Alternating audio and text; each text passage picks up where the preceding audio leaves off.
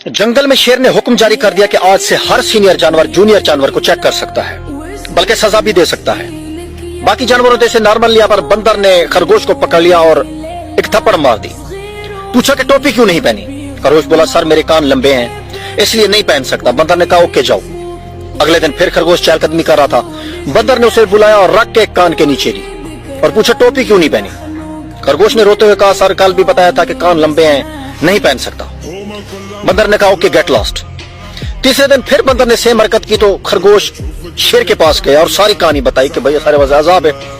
शेर ने बंदर को बुलाया और कहा ऐसे थोड़ी चेक करते हैं जैसे तुम करते हो, और भी कई तरीके हैं चेक करने के। जैसे तुम खरगोश को बुलाओ और कहो जाओ समोसे ले आओ, और अगर वो समोसे लाए तो भड़का दो चपेड़ और कहो कि चटनी क्यों नहीं लाए। फर्ज करो अगर वो दही वाली चटनी ले आए तो और लगा दो और कहो आलू बुखारे वाली क्यों नहीं लाए, और अगर वो आलू बुखारी वाली ले आए तो टिका देना कि दही वाली क्यों नहीं लाए।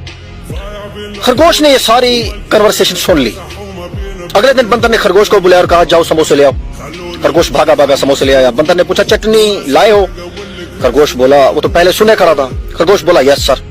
बंदर ने फिर पूछा कौन सी? खरगोश बोला सर दही वाली और आलू बुखारे वाली दोनों लेकर आया। बंदर ने रख के एक चपेट मारी और पूछा तू ए 10 टोपी क्यों नहीं पाई?